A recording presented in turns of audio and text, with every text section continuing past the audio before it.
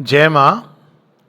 हम लोग सावित्री में सीक्रेट नॉलेज बुक 1 कैंटो 4, और हम लोगों ने ये पढ़ा था कि पेज नंबर 55 55 पर है हम लोग, 55 नंबर।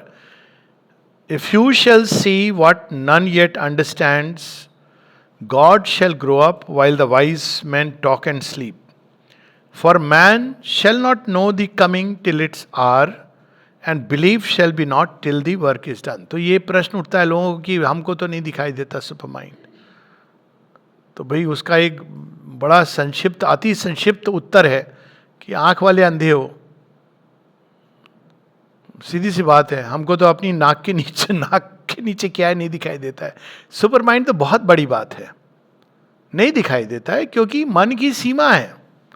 अगर मन की भूमि पर खड़े होकर सुपर माइंड दिखाई देता, उसकी वर्किंग दिखाई देती, तो फिर तो सुपर माइंड एक मन के नीचे की चीज होती। मन तो स्वयं को नहीं जानता, मन अपनी प्राण की वृत्तियों को नहीं जानता, तो मन एक महा अज्ञान और महाअंधकार है। तो पहले इस भूमि से हमको बाहर आना है। तो यहां उस मन की भूमि का वर्णन है, मानव मन की। इस समय मन की भूमि तो बहुत ऊपर तक जाती है, ओवर माइंड तक, लेकिन मानव मन की जो सीमाएं हैं उससे श्री अरविंद हमको परिचित करा रहे हैं। एक consciousness that knows not its own truth. हम लोग ये सब कहते हैं ना, हम सचेत हैं, लेकिन हम ये भी नहीं जानते कि चेतना क्या है। डिबेट चल रहे हैं इस पर, हम क्यों सचेत हैं, कैसे हैं, क्या अचेत अवस्था में वास्तव में चेतना समाप्त हो जाती है, हम नहीं जानते। हमारे पास प्रश्न है, मन की भूमि पर प्रश्न ही प्रश्न है, लेकिन परफेक्ट उत्तर नहीं है। परफेक्ट उत्तर उससे इवॉल्व करके आते हैं। A vagrant hunter of misleading dawns. हम तो हर पुस्तक को सत्य मान के उसके पीछे दौड़ जाते हैं, और कई बार इसी स्कॉलरशिप को लोग ज्ञान समझते हैं।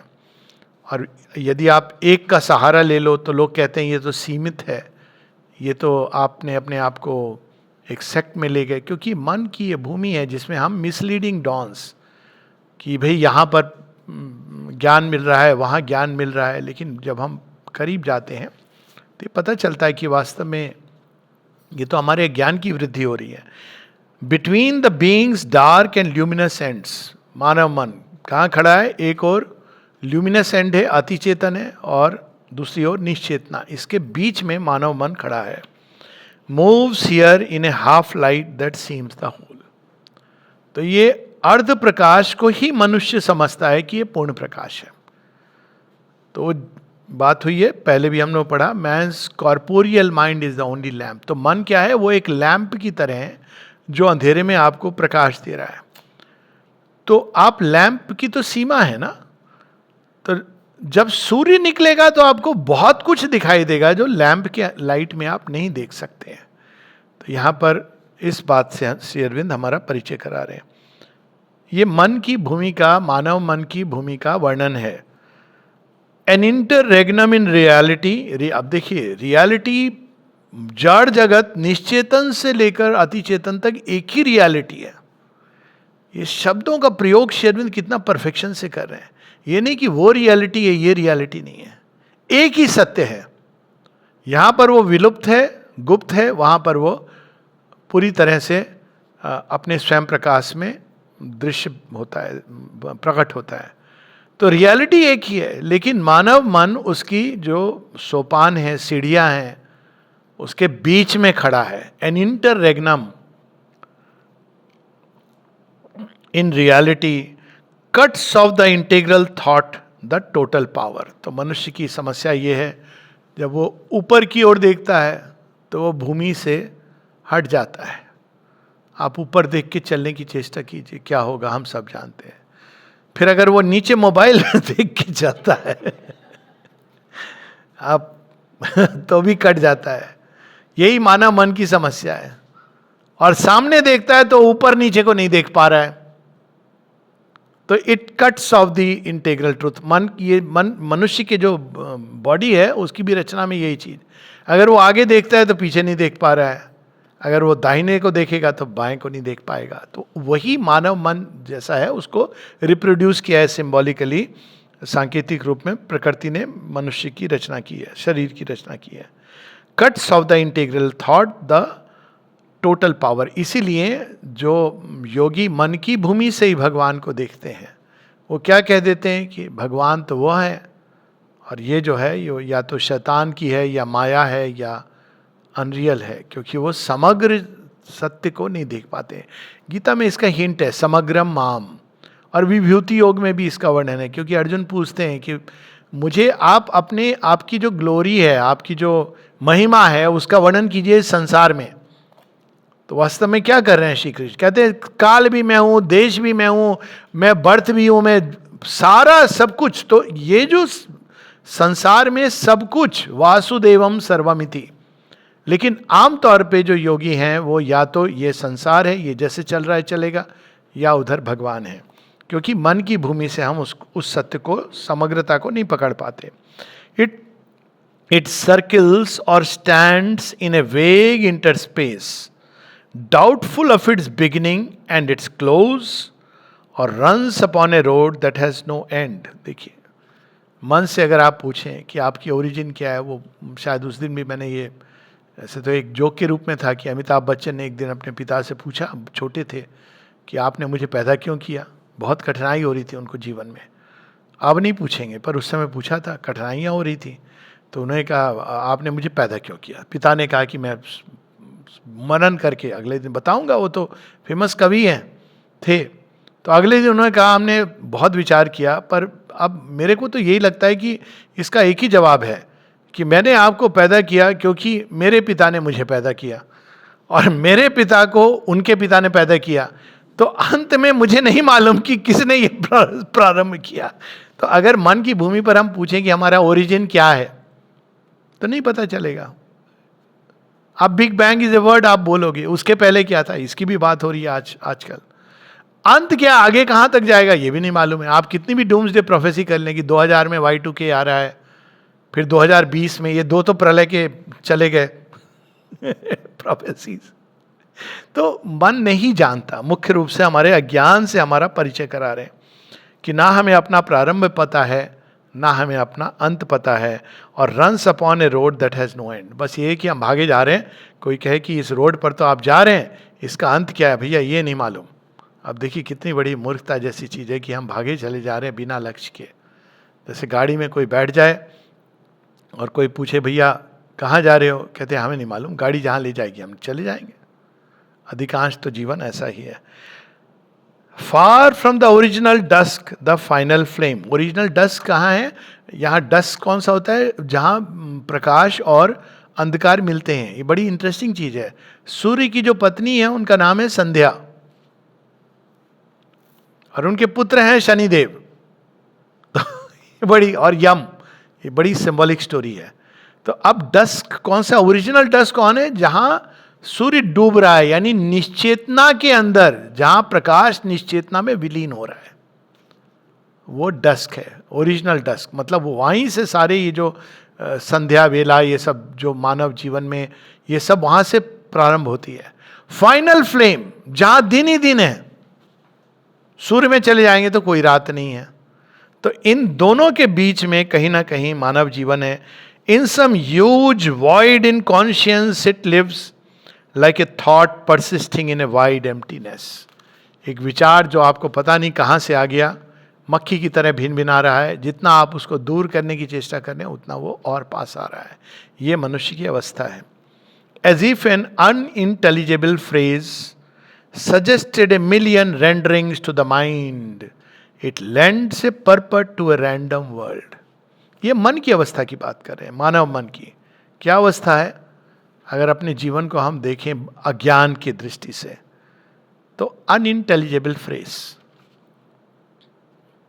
इसका मतलब क्या है हमारे जीवन का नहीं मालूम, लेकिन हम मतलब ढूंढ लेते हैं। Suggested a million renderings. आप ओपिनियन पोल लीजिए, जीवन का अर्थ क्या है? तो एक बोलेगा खाओ पियो ऐश करो, दूसरा उसके एक्सट्रीम में जाके बोलेगा भगवान को, परमानंद को प्राप्त करो, तीसरा बोलेगा बच्चों का लालन पालन करो, चौथा बोलेगा कर्तव्य के हिसाब से जियो, पांचवा बोलेगा राष्ट्र यही हमारे लिए राष्ट्र सर्वोपरि, पांचवा बोलेगा मनुष्यता, छठा बोलेगा जैसे हो वैसे हो, मतलब तुम ढूंढ लो, कोई कहेगा अच्छा जॉब। अब देखिए मिलियन रेंडरिंग्स, मालूम किसी को नहीं है। इसीलिए जब समाज गाइड करता है लोगों को तो ये समस्या होती है, क्योंकि इंडिविजुअल समाज से आगे होते हैं, जो इंडिविजुअलिटी फॉर्म हो गई जिनकी। It lends a purport to a random world, a conjecture leaning upon doubtful proofs, a message misunderstood, a thought confused. Missing its aim is all that it can speak, or a fragment of the universal word. तो फिर ये कैसे कैसे meaning, ए message misunderstood, ए thought confused. फिर कोई मान लीजिए कहता है कि क्या एम है लाइफ का, कहते हैं being happy. Okay, try to be happy. देखिए कितना चैलेंजिंग काम है। आप सच में अगर केवल इस चीज को पकड़ लेंगे कि मेरा जीवन का लक्ष्य हैप्पीनेस है, तो आधा योग कर लेंगे आप, क्योंकि तब आपको किसी से डिस्टर्ब नहीं करना है। डिस्टर्बेंस क्या कर रहा है, आपके अंदर डिजायर्स कर रही हैं, ईगो कर रहा है। तो ये सारी चीजों से आपको ऊपर उठना है, मुक्ति को प्राप्त करना है, अगर आप सिर्फ सतत हैप्पीनेस चाहते हैं। फिर दूसरा क्या है कि भाई भगवान है, लेकिन मिसअंडरस्टूड क्या है, भगवान वहाँ है, ये संसार तो छलना है, छलावा है। किसी ने हाल में एक प्रश्न किया मेरे से, कहा कि एक वेदांतिन मुझसे कह रहा है कि ये संसार एक छलावा है, तो आपका क्या विचार है? मैंने कहा कि देखो, अगर संसार छलावा है तो वह जो ऐसा सोच रहा है वह भी छल है। अगर संसार छलावा है तो आप संसार का हिस्सा हो। दृष्टा भी छल है, बुद्ध ने तो यही कहा अंत में। अगर आप इसको एक्सट्रीम लॉजिक तक ले जाओगे तो आपने जो फिलॉसफी कही कि ये संसार छल है, तो आप भी छल हो, और छल छल को छल बता रहा है। इसका क्या औचित्य है? फिर कौन बंधा है और कौन मुक्त है, जब कोई है ही नहीं, केवल एम्प्टीनेस है। तो ये सारे ये पर मन इस तरह से मिसअंडरस्टैंड करता है।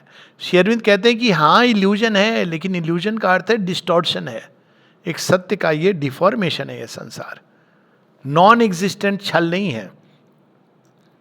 तो इसलिए वो अपना लक्ष्य खो देता है। क्यों? क्योंकि वो यूनिवर्सल वर्ड, अब देखिए यूनिवर्सल वर्ड कौन सा है, जिसमें सारी ध्वनियाँ आ जाती हैं ओम। इसमें देखिए तीनों एस्पेक्ट आ जाते हैं। मतलब बाहर जाने वाली गति, ऊ चीज़ों को अपने अंदर लेने वाली, अंदर ले जा, आओ में सारे सारे आप ले आइए इसके अंदर जितने वर्ड्स हैं। तो ये संसार की तीन गति हैं, बहिर्गति, एक मध्यम जिसमें आप चीज़ें को अंदर में रखते हो, कॉम्प्रिहेंड करते हो, तीसरा जब आप बिल्कुल अंतर्मुखी हो जाते हो। तो यूनिवर्सल वर्ड। लेकिन अगर आप इसके किसी एक को पकड़ोगे तो वो संपूर्ण अर्थ नहीं है। तो इसी कारण क्या छोड़ देता है, और a fragment of the universal word, it leaves two giant letters void of sense. हम कहाँ बीच में ओ वाली अवस्था में है, हमको अपना ओरिजिन भी नहीं पता, कहाँ से संसार प्रारंभ हुआ, हमको ना उसका अंत पता है, हम बीच की अवस्था में है। तो इसलिए two giant letters void of sense, while without sanction turns the middle sign, carrying an enigmatic universe, as if a present without future or past. हमको केवल ये मालूम है, और ऊपर से ऐसी सी फिलॉसफी आती है, लिव इन द प्रेजेंट। सही बात है, हाईएस्ट सेंस में है, लेकिन वो कौन से प्रेजेंट की बात कर रहे हो? प्रेजेंट में तो ये भी है कि मेरा मन किया तो मैंने जो चाह कर दिया।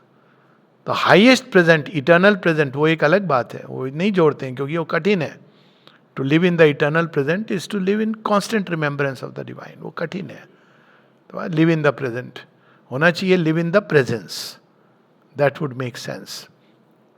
तो यहाँ पर है कि हम बस एक क्षण में जी रहे हैं, पहले क्या हुआ, विस्मृति के घेरे में चला गया, आप भूल गए। चीज़ों को याद भी है तो वो डिस्टॉर्टेड होके, वैसे ही आपके दिमाग, हम सबके दिमाग में पास्ट की एक डिस्टॉर्टेड छवि होती है, हम वो याद रखते हैं जो हम याद रखना चाहते हैं। जैसे बच्चे, हाल में एक बात हुई कि भाई मेरे जीवन में बड़ा बचपन से कष्ट रहा था। मैंने कहा बचपन से कष्ट रहा, माँ ने दूध पिलाया था। देखिए आप बचपन से आप कह रहे हो, तो फिर तो ये बात हो गई ना कि आपको शकुंतला की तरह छोड़ दिया गया। नहीं नहीं, ऐसा नहीं है, माँ हमारी अच्छी थी। देखिए पिता नहीं थे अच्छे, आपके साथ अच्छे नहीं थे। नहीं, मेरे साथ तो ठीक थे, मेरी मम्मी के साथ अच्छे नहीं थे। आप देखिए आप कैसे माइंड उसको, आपके माइंड ने रिकॉर्ड नहीं की हैं चीजें ठीक से, और मेमोरी तो फिर और भी खत्म हो गई, उसमें डिस्टॉर्शन आ गया। फ्यूचर का तो क्या ही कहना, हम लोगों को नहीं मालूम है। It turned on, repeating the same revolutions, world turned on its axis in its own inane. दिन बदलता है, किसी ने कहा भी है ना, रोज सुबह होती है, शाम होती है, जिंदगी यूं ही तमाम होती है। दिन उठता है, नया दिन है, क्या बदलता है? आप उसी चीज को लेके चलते हो, वही जीवन मैकेनिकल राउंड में चलता है। अंदर से तो बदलना चाहिए ना, कोई नई चीज। ये खेल है, कई बार मैंने खेला भी है लोगों से। एक बार एक बच्चे ने मेरे साथ ही खेल दिया। मैं सबसे पूछता हूँ कि आज के दिन कितनी क्या क्या चीज़ें प्रोग्रेस हुई बच्चों। तो एक बच्चे ने मुझसे पूछा, Alok da tell me what progress you made today. मैंने कहा 5 में गिनती कर सकता हूँ, पर 3 जगह तो मैं गिरा बुरी तरह धड़ा से 5 जगह प्रोग्रेस हुई, 3 जगह तो मैं बुरी तरह गिरा तो पर मैं कॉन्शियस हुआ कि ये मेरे अंदर भूल है, तो प्रोग्रेस तो हो गई। कहा हाँ ये ठीक है, क्योंकि इफ यू बिकम कॉन्शियस कि भाई आपकी ये भूल थी, तो प्रोग्रेस तो हुई ना आपकी। 3 जगह पे आपकी मध्यम प्रोग्रेस हुई और 5 जगह आपकी बेटर प्रोग्रेस हुई। तो ये, लेकिन आमतौर पर हमारी जिंदगी वैसे ही गुजर जाती है। Thus is the meaning of creation veiled, for without context reads the cosmic page. हम संसार को, जीवन को, लोगों को बिना कंटेक्स्ट के देखते हैं। किसी ने एक बार श्री राम के विषय में श्री अरविंद से पूछा, तो श्री अरविंद कहते हैं कि तुम लोग राम पर आक्षेप लगा रहे हो, पहले राम जैसा बनो, उस कंटेक्स्ट को देखो। वाल्मीकि के राम ऐसे नहीं है। किसी ने कहा कि बाली को उन्होंने पीछे से मारा इसलिए उनके अंदर ये कायरता का भाव है। कहते हैं राम के ऊपर कायरता का भाव कोई मूर्ख ही लगा सकता है। फिर कहते हैं कि राम का कंटेक्स्ट देखो, उनके चरित्र की टोटलिटी देखो, उस बैकग्राउंड में तुमको ये देखना है, ना कि अदर वे राउंड। वही बात हो रही थी उसमें विवेकानंद जी की। किसी ने कहा विवेकानंद जी को भी क्रोध आता था, तुम्हें भी क्रोध आता है, तो क्या तुम विवेकानंद जैसे बन गए हो? कंटेक्स्ट देखो बैकग्राउंड से। विवेकानंद रुद्र अवतार हैं, कोई साधारण मनुष्य नहीं है। जहां उनको झूठ दिखा उन्होंने, चंपकलाल जी के भी अंदर ऐसी था, वो रुद्र अवतार हैं। तो ये थोड़ी है कि तुम्हें भी क्रोध आ गया तो तुम विवेकानंद बन गए, you become half as him. So यहां पर कंटेक्स्ट बहुत इंपॉर्टेंट है, बैकग्राउंड किसी भी कृत्य का। और हम जीवन का कंटेक्स्ट, सृष्टि का कंटेक्स्ट हम नहीं जानते, इसीलिए without its science stare at us like an unknown script as if appeared screened by a foreign tongue, or code appeared, or code of splendor signs without a key, a portion of a parable sublime. हमें समझ नहीं आता परिस्थितियां अचानक ऐसी क्यों बन जाती हैं, विपरीत अच्छी क्यों बन जाती हैं, कहीं बड़ा खुशी कभी गम, ये क्यों होता है? माता जी से अगर पूछेंगे, माँ कहती तुम जिस परिस्थिति में स्वयं को पाते हो तुम्हारी वो चेतना की अवस्था के कारण है। अभी तो कहेंगे ना माँ आपने दोष हमारे ऊपर ही डाल दिया। दोष नहीं है ये, कि आपकी चेतना के अंदर क्या चीज है। अब आप उसको अगर पकड़ लेंगे ना तो आप प्रोग्रेस करेंगे, और अगर नहीं पकड़ेंगे तो आप उसमें घूमते रहेंगे। तो यहाँ ये बात कि बस चीज़ें हमारे सामने आती हैं, चली जाती हैं, बदलती हैं, हम उसके पोर्शन को देखते हैं। जैसे कहानी का एक बीच का होता है ना, कई बार लंबे सीरियल खींचते थे एक समय, तो बहुत वो कौन सा था, हम लोग या ऐसे कुछ था, तो कितना खींचा था सालों। अब आपने बीच में कुछ देख लिया उसमें से, आपको क्या समझ आएगा कि ये सीरियल क्या है, क्यों है। और सबसे इरिटेटिंग होता है जब कोई दूसरे से पूछता है ये क्यों हो रहा है भाई, तुम देखो मैंने झेला है 1 साल इसको एडिक्शन की तरह लोग देखते थे। अब ये आपने एक पोर्शन देखा तो उसमें आपने डिक्लेयर कर दिया कि तो सास बहू का खिला है, सास भी कभी बहू थी। अब आप तो पूरी स्टोरी देखोगे तो अलग ही है। तो यहां पर और code of splendour science without a key, a portion of a parable sublime. यहां ये कह रहे हैं कि लेकिन ये जीवन जो है ना, ये कहानी, ये एक सबलाइम पैरेबल है, यहां साथ में ये भी बता रहे हैं, ये कहानी अद्भुत कहानी है, एपिक है, सबलाइम है, लेकिन हम लोग केवल घटनाक्रम को देखते हैं। आज ये घटना घटी, कल ये घटना घटी, आज मेरे साथ ये हुआ, कल मेरे साथ वो हुआ, उसके अनुसार हम रिएक्ट करते रहते हैं। ना हम कंटेक्स्ट देखते हैं, ना बैकग्राउंड देखते हैं, ना पास्ट को हम भूल गए, भविष्य को हम नहीं देख पाते हैं, इसलिए हम जीवन को समझ नहीं पाते हैं। It wears to the perishable creature's eyes the grandeur of a useless miracle. देखिए इसमें व्यंग है, सावित्री में कई जगह पर बड़ा अद्भुत व्यंग है। मनुष्य देख के कहता है हमारे अनुभव, आप अक्सर सुनेंगे भाई हमारे अनुभव में तो ऐसा है, वृद्ध लोग कई, मतलब हमारे अनुभव के अनुसार। भाई तुम्हारा अनुभव तो एक जीवन का भी नहीं है, अभी कल तुम्हारी ऑलरेडी बुक्ड हो गए हो, अर्थी उठने का आ गया बुलावा, देखो दांत वांत टूट गए हैं, आँख की ज्योति डिम हो गई है, बाल सफ़ेद तुमने रंग आ लिए हैं लेकिन है तो सफ़ेद, तो आप यमराज को तो रिसीव नहीं कर सकते। लेकिन आपको मेरा अनुभव, अरे किस भूमि पर अनुभव कर रहे हो, किन आंखों से देख रहे हो, पेरिशेबल। तुम्हें तो अपनी आंखों का भरोसा नहीं है कि आज हैं कल रहेंगी, और तुम अपनी आंखों पे, हमने ऐसा देखा है। जब भी ये कोई कहता है तो पूछना चाहिए कौन सी आंखों से, ये भी बता दो। जन्मजात कैटरैक्ट वाली आंखें, तो यहां पर ये व्यंग है इसमें। देखिए, it wears to the perishable creature size the grandeur of a useless miracle. ये व्यर्थ है जीवन, ये सब है तारे नक्षत्र, मिरेकल ही है जीवन देखा जाए तो, लेकिन इसका कोई मतलब नहीं है, ये अपने आप ऐसे आ गया है, प्रकट हो गया है। Wasting itself that it may last a while, a river that can never find it sea. जीवन एक ऐसी नदी है जो कभी अपने समुद्र को पा नहीं सकती। It runs through life and death on an edge of time. अब कई बार लोग कहते हैं हमने तो भाई जीवन में यही देखा कि आप भगवान को पा नहीं सकते, आपने प्रयास किया, और अगर नहीं पा सके तो क्या ये सबके ऊपर है कि कोई नहीं पा सकता, और इस जीवन में नहीं पा सके तो क्या आप अगले जीवन में भी नहीं पा पाओगे। तो ये सारे जो हम कंक्लूजन निकालते हैं एक सीमित जीवन के आधार पर, क्योंकि ये माइंड की सीमा है। A fire in the night is its mighty actions blaze. Age of time है कि हर क्षण देखिए काल बदलता जाता है, आप जब तक उस चीज को पकड़ रहे प्रेजेंट चला गया।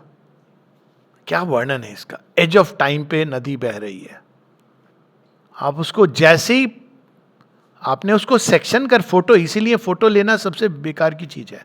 आप कहीं भी जा रहे हैं, आपने फोटो ले ली, आपने सेल्फी ले ली, बड़े प्रसन्न दिख रहे हैं दोनों, उसके बाद झगड़ा हो रहा है कि देखो तुमने ठीक से सेल्फी नहीं ली।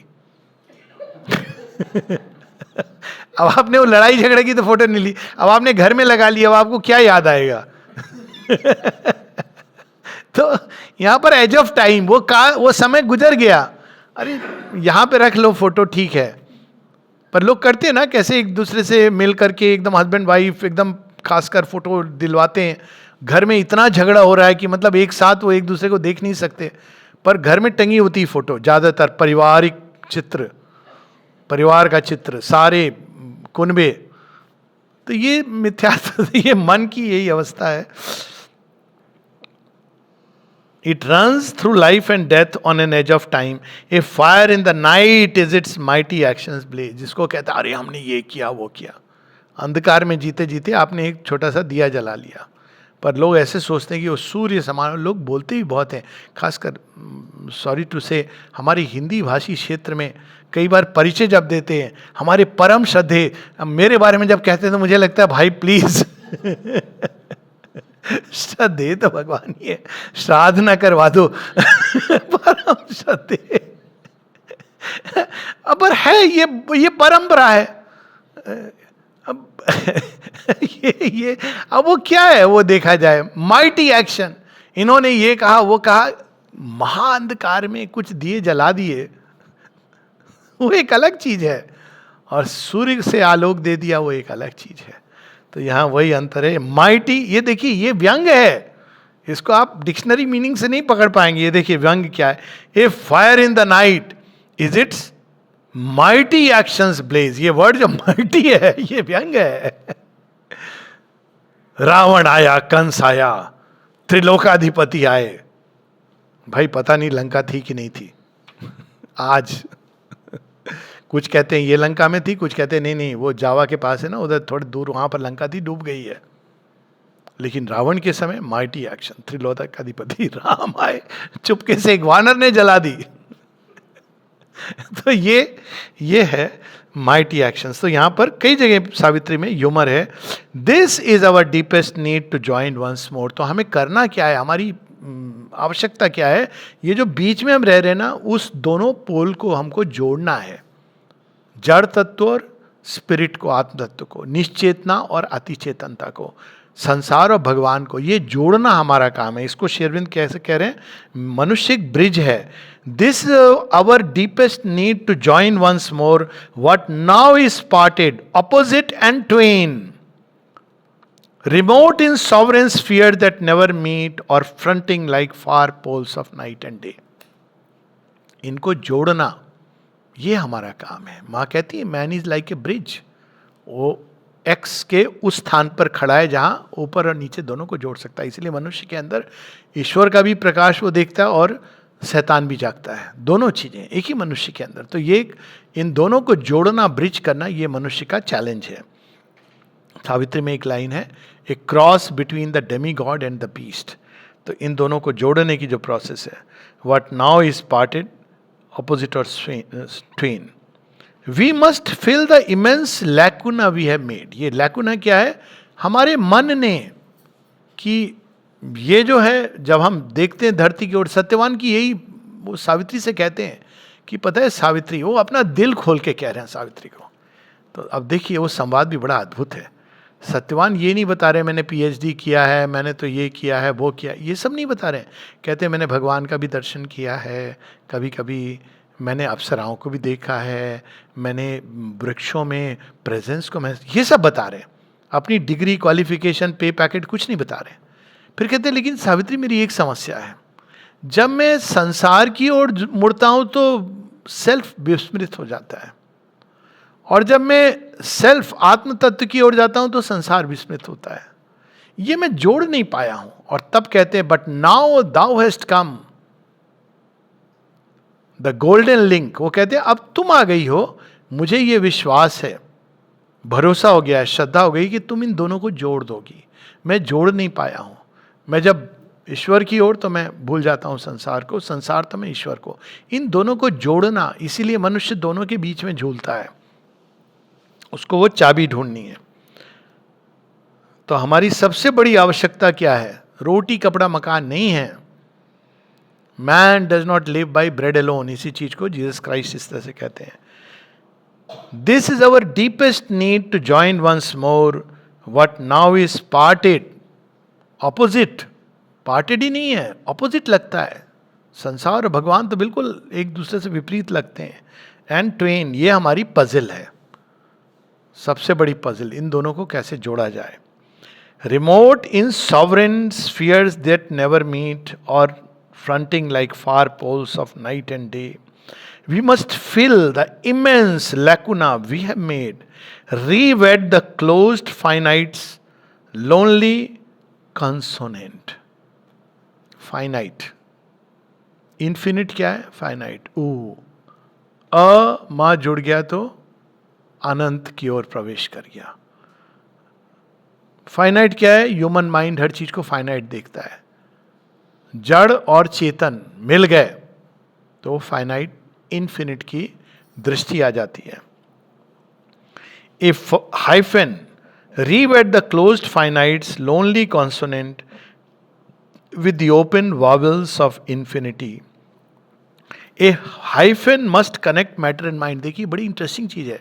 श्री कृष्ण जब विभूति योग में वर्णन करते हैं तो पता है क्या कहते हैं, अक्षरों में क्या हूं, अक्षर मतलब वो एक, मैं भूल रहा हूं ग्रामर या उसमें, कहते हैं संधि।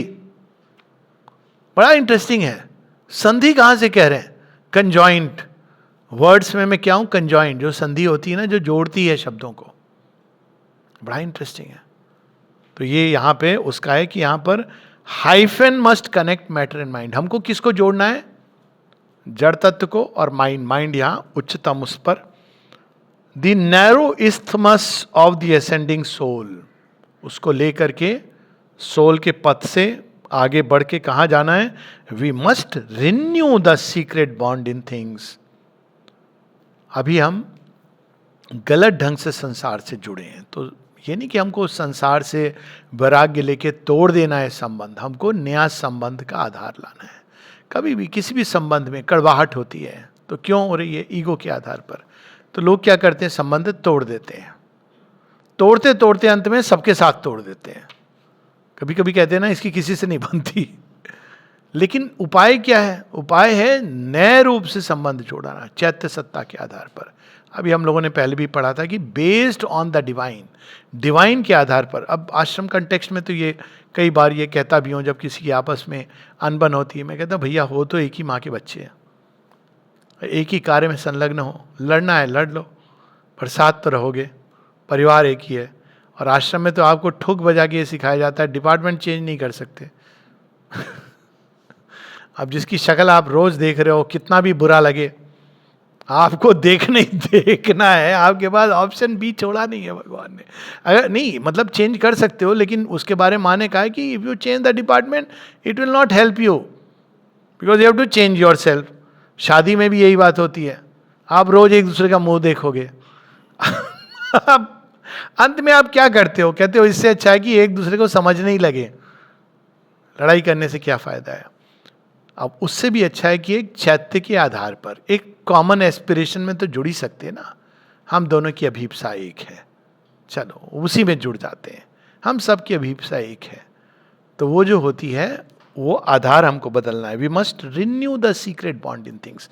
और केवल व्यक्ति नहीं, वस्तुओं के साथ भी, हर चीज के साथ, कि इसमें भी भगवान ड्वेल करते हैं। माँ कहती हैं कि जड़ तत्व के साथ एक उपेक्षा का भाव। कई लोग कहते हैं जड़ तत्व है, कैसे भी फेंक दिया, रख दिया। कहते हैं ये वास्तव में एक निश्चेतना को दर्शाता है। तुम्हारे अंदर कहीं निश्चेतना की छाप है। To be careless with material things is a sign of inconscience. You must take care of them not because you are attached to them, but because they too carry the divine in them. वो भी बेचारे बुलाते हैं कि भाई देखो मेरी ओर भी ध्यान दो, हम अपने सजने संवरने में लगे हुए हैं। तो यहाँ पर श्री अरविंद उसी की बात कह रहे हैं। तो वो कैसे संभव होगा? Our hearts recall the lost divine idea. Divine idea क्या है? इस रियल आइडिया, सुप्रामेंटल। इसका आइडिया क्या था इस सृष्टि का? डिवाइन आइडिया, एक हम बहुश्याम। हर चीज के अंदर घट घट में भगवान है, और वो घट घट में भगवान स्वयं को प्रकट करना चाहते हैं। यही डिवाइन आइडिया है कि हर चीज के अंदर अपने अपने रूप से भगवान अपनी किसी महिमा को प्रकट कर रहे हैं। तो लॉस्ट डिवाइन आइडिया। तो अगर हम तारे नक्षत्रों को देखें तो विशालता, समुद्र को देखें तो गहराई, सिंह को देखें तो शक्ति, वह शक्ति जो शांत है, हिरण को देखें तो स्विफ्टनेस, सब जगह। सांप को देखें तो ट्रांजिशन, गति, ये सारी चीजें, हर चीज के अंदर कहीं ना कहीं डिवाइन आइडिया है। तो आप पूरे भगवान को रिक्रिएट कर सकते हो देख करके। तो यहां पर lost divine idea, reconstitute the perfect word. प्रारंभ कहां से हुआ था? वर्ड, जिसका एक बीच का सिलेबल है और बाकी दोनों मिस हो गए। Reconstitute the perfect word, unite the alpha and the omega in one sound. अ मा ओम, इसमें तीनों एक हो गए। Then shall the spirit and nature be at one. अब देखिए वास्तव में ओम के अंदर ये सिंबल है। ओम के अंदर सिंबल क्या है? चतुष्पाद ब्रह्म का सिंबल है। आउटर, इनर, इनमोस्ट, और तीनों को जब जोड़ लिया तो तुरिया। Om is a symbol of that. पूरी मांडू की उपनिषद इसी पर आधारित है कि ब्रह्म जो है वो चतुष्पाद है। तो एक है जो बिल्कुल बाहरी वेकिंग चेतना का है, जागृत अवस्था। फिर दूसरा है स्वप्न अवस्था, तीसरा है सुसुप्ति अवस्था, चौथी है तूर्या। तूर्या है जो तीनों को धारण किए हुए। That is what is a is बाहरी चेतना। तो बाहरी चेतना में भी हमको ब्रह्म चेतना को प्रकट करना है, देखना है। स्वप्न अवस्था हमारी जो सपनों का जगत है, यानी वो सपने जो हमारा मन, प्राण, ख्वाहिशें सब देखती रहती हैं। और उसके परे जो ट्रांसेंडेंट है, यानी तीनों को जोड़ना है हमको। और फिर उनके परे वह पर ब्रह्म जिसने सबको अपने अंदर धारण किया हुआ है, वहाँ से हम इसको जोड़ पाएंगे। तो यहाँ ओम शब्द के अंदर वो देखिए कितने सुंदर ढंग से पूरा मुंडक उपनिषद का इतना सुंदर सार अद्भुत ढंग से श्री अरविंद हमारे सामने प्रस्तुत कर रहे हैं। आप मुंडक उपनिषद पढ़ के वो मज़ा नहीं आता है जितना ये पेज नंबर 56 से 57 उसी सत्य को लेकिन ऐसे ढंग से प्रकट किया है, क्योंकि उसमें तो फैक्चुअल दे दिया है कि भाई ये जागृत अवस्था, ये स्वप्न अवस्था, ये सब जुड़े हुए हैं पूरी ध्वनि में, लेकिन इसका अर्थ, गहरा अर्थ क्या है। लेकिन अगर आप गूगल सर्च करेंगे कि मुंडक उपनिषद, तो वो आपको केवल उपनिषद के सेक्शन में ले जाएगा। ये डिफरेंस है एआई में और स्पिरिचुअल इंटेलिजेंस में। अब यहां पे प्रारंभ करते हैं कि ये दो पोल्स की तो उन्होंने बात कर दी। ये दो पोल्स हैं, दोनों एक ही रियलिटी के दो एस्पेक्ट हैं, एक जो अति चेतन और दूसरा निश्चेतन। अब थोड़ा सा हमारा परिचय करा रहे हैं, वहां से प्रारंभ करते हैं। Two are the ends of the mysterious plan. ये अलग अलग नहीं है, जड़ और अति चेतन यानी स्पिरिट, आत्म तत्व, संसार और भगवान, निश्चेतना और अति चेतनता, ये अलग अलग नहीं है, दो छोर हैं। एक ही सत्य के दो छोर हैं। जैसे ब्रिज जो होता है, एक पुल, उसका एक पांव यहां होता है, दूसरा पांव वहां, ये दो छोर हैं। तो छोर क्या है? Two are the ends of the mysterious plan. अब वो प्रारंभ करते हैं ऊपर से, जो ऊपरी छोर है, जो अति चेतन अवस्था है, उसके अंदर क्या है पहले वो बताते हैं। एक लंबा वो पैसेज है, हम लोग जहाँ तक पढ़ सकते हैं पढ़ेंगे, और उसके बाद वो अंत में हमारा नीचे जो है उसका परिचय लास्ट में देते हैं, क्योंकि उससे हम सब परिचित हैं, पर देते हैं लास्ट में उसका भी परिचय।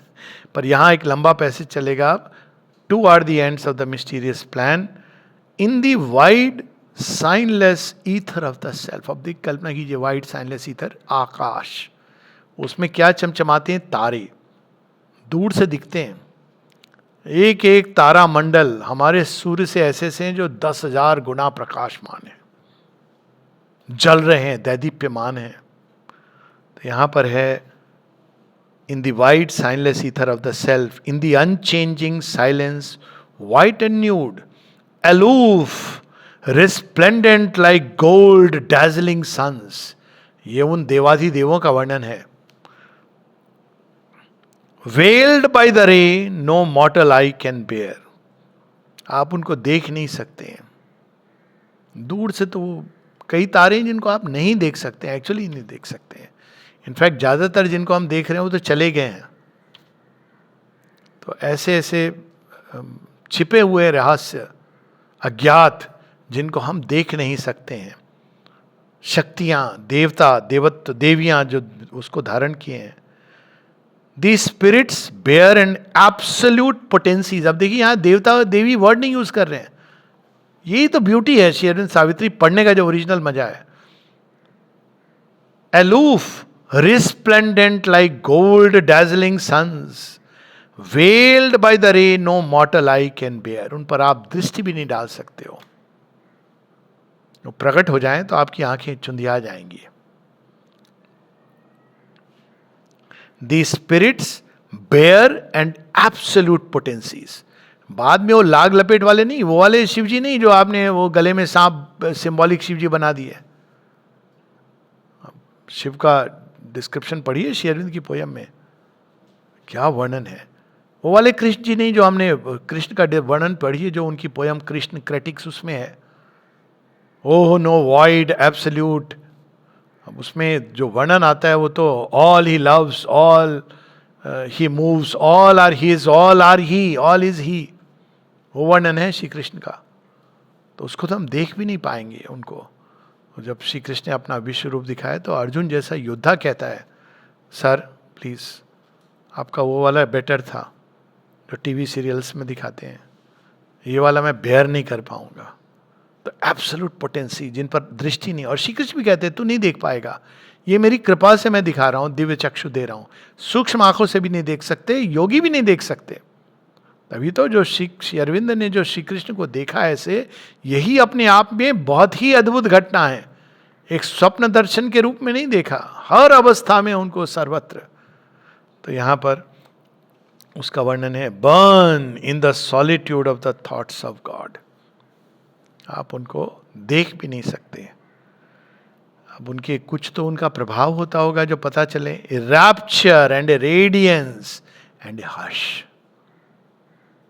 परम शांति, परम आनंद, अतिरेक, हर्ष और परम प्रकाश, ये वो धारण किए हुए हैं ये देवत्व को। ये वो वाले देवता नहीं जो आजकल वो सीरियल में आते हैं, पुराणों में तो सब कुछ और ही हो गया। A rapture and a radiance and a hush delivered from the approach of wounded hearts. आप बोलेंगे अच्छा ऐसा है, हम अपनी पीड़ा का समाधान ढूंढ लें। आप नहीं पहुंच सकते। ये सब आप कॉन्कर कीजिए तब आप जाएंगे। आप तैयार नहीं है उसके लिए। हैं छोटे मोटे देवता हैं बहुत सारे जो आपको ये सब काम कर देंगे। Delivered from the approach of wounded hearts, denied to the idea that looks at grief. अगर आप अभी भी उसमें उलझे हो कि ये क्या किया रे दुनिया वाले, जहाँ के गम मुझको क्यों दिए, यदि में हे दुनिया के रखवाले सुन दर्द भरे मेरे नाले, वो वहाँ तक बहुत दूर है। वो भूमि तक पहुँचने के लिए अब टू, इसलिए समता ये सब, तब आप अधिकारी भी होते हो हल्का सा प्रवेश पाने के। रिमोट हमको, हम कहेंगे भाई हमको तो लेकिन ये वाले चाहिए जो हमसे डील करें, वो बाद में आएगा वर्णन कि वो है, उसका भी प्रावधान है। लेकिन उसका प्रावधान क्या है वो बाद में आता है। पहले वो जो ट्रुथ है वो देवता ऐसे नहीं देखते हैं। क्यों? क्योंकि वो तो देखते हैं कि 100 जन्मों की उनके सामने आपकी पूरी लिस्ट है। वो कहते हैं ना आपकी कुंडली है पास में, आप कहोगे हम बहुत अच्छे हैं, देखो फला ने मेरे साथ ऐसा किया है। अगर आप इसे देवता के पास चले गए ना जस्टिस मांगने, न्याय मांगने, शनि देव के पास न्याय के देवता हैं कि भाई आप मेरे साथ न्याय कीजिए, क्या हुआ है मेरे साथ इसने इतना बुरा किया। कहेंगे ठहर जा, आपकी पत्री निकालेंगे, अभी बताता हूँ कि तेरे अंदर क्या क्या भाव आए हैं, क्या क्या किसके प्रति आए हैं। तो आप बोलोगे प्लीज ठीक है ठीक है ठीक है, जैसे चल रहा है चलने दो। क्योंकि वो वैसे एक्ट करते हैं, वो ऐसे नहीं एक्ट करते हैं जैसे हम लोग इमीडिएट रिएक्ट करते हैं। तो यहां पर उसका उन देवताओं का वर्णन है, remote from the force that cries out in its pain, in his inalienable bliss they live. वो सतत आनंद में रहते हैं और उनकी दृष्टि अचूक होती है। उसको आप किसी भी ढंग से, जब श्री कृष्ण कह रहे हैं कर्ण को ऐसे मारना है तो उन्होंने वो सब देखा हुआ है। आप जज करते रहिए सही था गलत था। जब श्री राम बाली का पीछे से वध कर रहे हैं, उनको पता है वो क्या कर रहे हैं, आप उनको जज करते रहिए। इन द इनएलिएनेबल ब्लिस, वो उस परमानंद में वो रहते हैं वो देवता। Immaculate in self knowledge and self power. Self knowledge उनको ज्ञान है, शक्ति है, और वो अपनी पूरी पवित्रता में। इमैक्युलेट वर्ड है, प्योरिटी नहीं है, बड़ा इंटरेस्टिंग है। इमैक्युलेट उसको कहते हैं जो कभी भी दूषित ही नहीं हुई। प्योरिटी है जो आप रिकवर करते हो, जो गिरी ही नहीं, जिसका पतन ही नहीं हुआ। अक्षितम अच्युतम, वो इमैक्युलेट है, जिसके अंदर कभी कोई पाप वृत्ति संभव ही नहीं है। तो उनकी बात कभी हो ही नहीं सकती है गलत, उनकी दृष्टि। काम they repose on the eternal will, वो आपके हिसाब से नहीं चलते हैं। आप रो रहे हैं, बिलख रहे हैं, देखिए होता है ना कई बार लोग बड़े रोते बिलखते हैं, कोई फर्क नहीं पड़ता उनको। हाँ, लेकिन एक अंतर्यामी है, वो करते हैं इंटरवीन, वो बाद में आएगा। इसलिए धैर्य रखिए। लेकिन ये देवता नहीं करते हैं, वो दूसरे ढंग से, वो इटर्नल। अगर उनको अंदर से ये भगवान का संकेत आएगा, स्पंदन, देन दे विल इंटरवीन। आपको हो सकता है लगे कि मेरी प्रार्थना के फलस्वरूप, लेकिन वो आपकी प्रार्थना के फलस्वरूप नहीं हुआ है, उनको कहीं और से ये संकेत आया। Eternal will, only his law they count and him obey, they have no goal to reach, no aim to serve. उनको ये नहीं कि संसार से ये हमको दूर, वो अपने आनंद में हैं और प्रकाश में हैं, और जो ऊपर से प्रेरणा आती है उनके भी ऊपर कौन है? शाश्वत, इटर्नल। तो उस विल यानी दिव्य माँ की प्रेरणा से, ये कई बार हम लोग शास्त्रों में पढ़ते हैं या स्क्रिप्चर्स में पढ़ते हैं कि उन देवता को प्रेरणा हुई तो वो वहां पहुंच जाते हैं। वो प्रेरणा किसने दी, कहां से हुई? वो डिवाइन मदर की प्रेरणा। तो उस प्रेरणा के अनुसार only his law they count and him obey, they have no goal to reach, no aim to serve. उनका और कोई नहीं है, केवल सरेंडर, उनकी प्रेरणा से कार्य करना। Implacable in their timeless purity. अब ये आ रहा है प्योरिटी किस सेंस में? एक होती है जो प्योरिटी आप रिगेन करते हो दूषित होने के बाद, यहां पर टाइमलेस प्योरिटी, काल की गति में ही जो नहीं उतरी है, टाइमलेस, वो सदैव ही पवित्र हैं, हाईएस्ट सेंस में पवित्र हैं। तो immaculate in that timeless purity. Implacable मतलब जिनको आप दोष दूषित कर ही नहीं सकते हो, implacable. Implacable in that timeless purity, all barter और bribe of worship they refuse. भयानक है। आप ये सब जो हम करते थे ना, 5 रुपए से हनुमान जी को प्रसन्न कर लेंगे। कई बार मैं तो बचपन में मुझे लगता था, जब देखते थे मंदिर में जाके लोग हनुमान जी को चढ़ावा, मेरे मन में आता था हनुमान जी प्रकट हो गए तो पहले तो आपके अंदर जो रावण है ना उसका विनाश करेंगे। क्योंकि देखता था, मैं जानता था इन लोगों को, कहता आप हनुमान जी के सामने क्या मूर्खता कर रहे हो, उनके सामने ऐसे चढ़ावा दे रहे हो। He will first tell you कि तेरे अंदर भक्ति है, श्रद्धा है, नहीं है। वो तो जानते हैं, अब वो एक्सपीरियंस उनका एक हो गया है काल नेमी के साथ। वो देखेंगे काल नेमी क्या मांगने आए हो तुम, और प्रसन्न करके वो घंटा बजा के आ गए।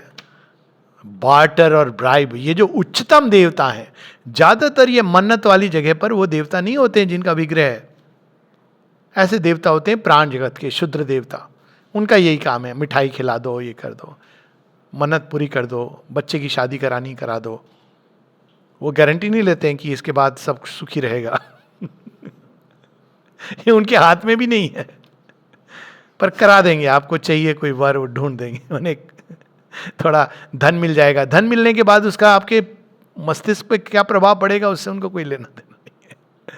सफलता मिल जाएगी, वो सफलता आपके जीवन की सबसे बड़ी विफलता होगी, इससे उनको कोई लेना देना नहीं है। क्योंकि जीवन में कई बार फेल्योर के द्वार से भगवान का द्वार खुलता है। तो ऑल बार्टर और bribe of worship they refuse, कि हम रोज इतने स्तोत्र करते हैं। अरे भाई, उनको ऐसे इतना, ये कोई ह्यूमन जज हैं जिनको आप बैकडोर से पैसे दे दोगे? वो आपकी चेतना को देखते हैं। माँ एक जगह कहती है, डू यू थिंक, बड़े उसमें कहती है आवेश में, if you seat a real God will he like all this, he will see what is inside you. आपने मन को तो मैला किया हुआ है, कपड़े उजले पहने वाइट, अपने मन आपका मैला है, दूषित है, काला है। आप जा रहे हो भगवान के सामने, ये दिखा दो कि ये काला काला मेरे अंदर है, भगवान कुछ करो इसका। आप जा रहे हो कि मैं बहुत बड़ा एक अच्छा मनुष्य हूँ, पुण्य आत्मा हूँ, साधु हूँ, क्योंकि सब लोगों ने आपको चढ़ाया हुआ है। सारे पॉलिटिशियन करते हैं ना सफ़ेद कपड़ा पे, पता नहीं क्यों। अब जो हो आप सब दुनिया जानती, कम से कम छिपाओ तो ना। और वकील दूसरा लेते हैं रूट, वो तो काला पहन लेते हैं, वो दिखा रहे हैं कि हम तो करेंगे ही। श्री अरविंद ने वर्ड यूज किया ना, लायर्स, एज दे से इन पंजाब, लॉयर्स को लायर्स, लायर्स। हम क्या किसको मूर्ख बना रहे हैं? हमने वहां जाके इतना दान दे दिया तो भगवान बड़े खुश हो जाएंगे इसको साथ। This all nonsense. तो ये जो देवता है, ये प्राण के देवता हैं, ऐसे शुद्र देवता, यहां उनकी बात नहीं हो रही है। उनका वर्णन आएगा सावित्री में, सबका वर्णन है, वो आएगा little life, God heads of the little life, वहां ऐसे देवता हैं, देवी देवता। यहां जो हैं उच्चतम, वो तो हमारे अज्ञान को दूर करते हैं। Unmoved by cry of revolt and ignorant prayer, they reckon not our virtue and our sin. भगवान जी कृष्ण कंस को बैठाई क्यों था गद्दी पर?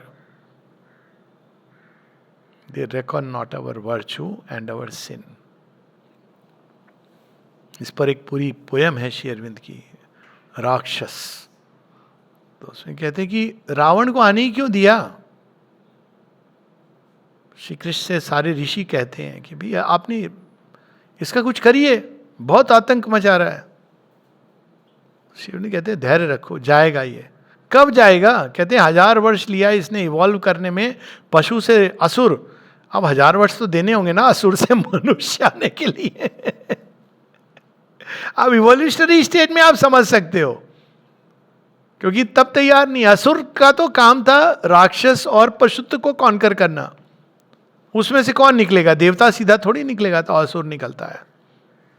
असुर अब एक समय तक रूल करेगा सारी पृथ्वी को, राक्षसत्व को असुरत्व में ले जाएगा। असुर कौन है? इंटेलेक्चुअल अर्बन नक्सल्स असुर हैं, और जो ग्राउंड पर गोली चला रहे हैं वो राक्षस हैं।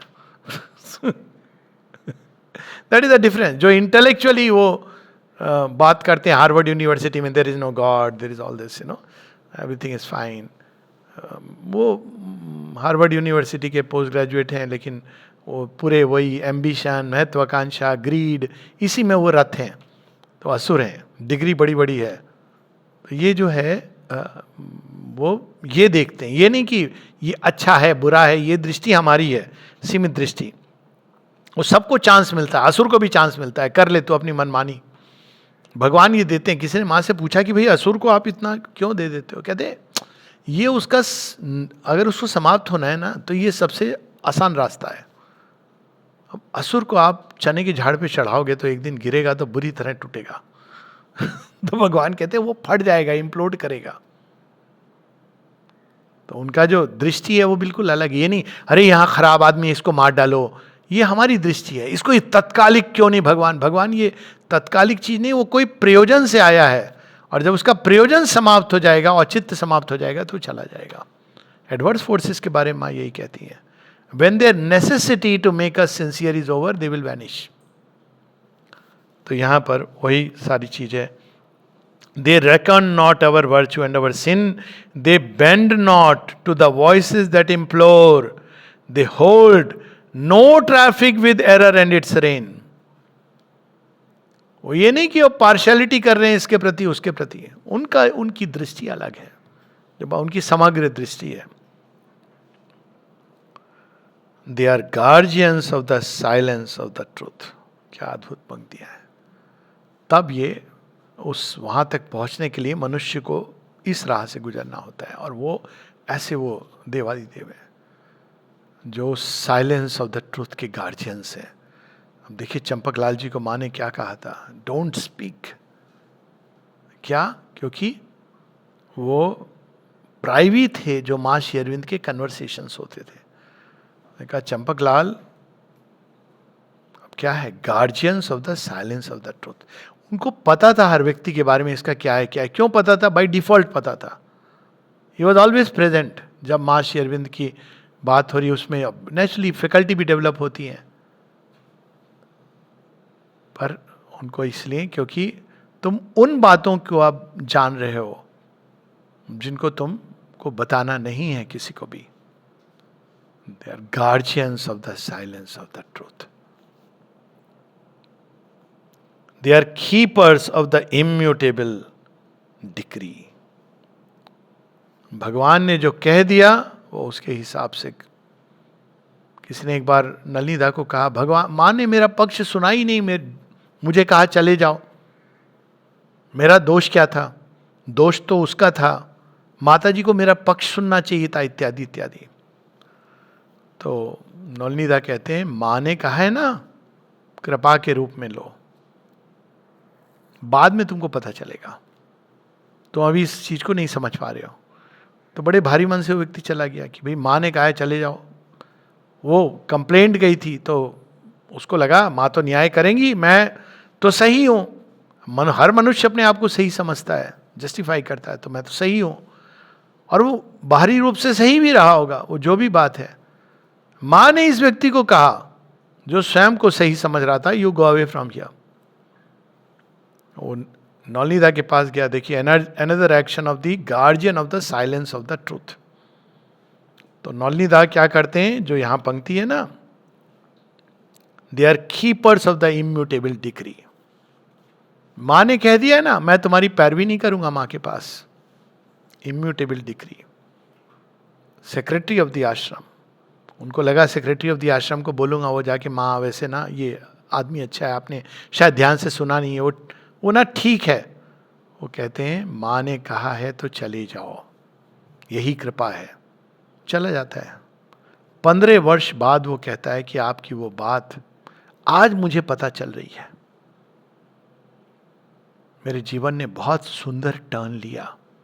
यदि मैं कंटिन्यू करता तो मैं उन्हीं चीजों में उलझा रहता जो मेरे अंदर से, मैं राइटियस हूं, मैं सेल्फ राइटियस हूं, मैं तो वर्चुअस हूं, मैं सही हूं, मैं सही हूं। मेरे अंदर इसी बात का अभिमान था और वो टूटता ही नहीं। जब मैं गया तो मेरे अंदर विनम्रता आई। देखिए, सेल्फ राइटियस व्यक्ति को मोड़ना बहुत कठिन होता है, क्योंकि वो तो इसमें जी रहा है कि मैं तो सही हूं। इसलिए न्याय को जो बहुत ज्यादा ढूंढते हैं उनकी समस्या यही होती है, मैं तो सही हूं। तो वहां जब वो जाता है 15 साल बाद, कहता है तब मेरा योग इन रियल सेंस शुरू हुआ और बहुत ही प्रगति करता है, यह रियली योगनिष्ठ होता है। और फिर नलिनी दा को आके धन्यवाद करता है कि आपने मुझे माँ की बात, अब माँ ने क्यों कहा था, वो बाहर से नहीं कहा था, उन्होंने देख लिया था कि इसके लिए क्या उत्तम है। तारादी की भी कहानी ऐसी कुछ है। They are keepers of the immutable decree. जय मां।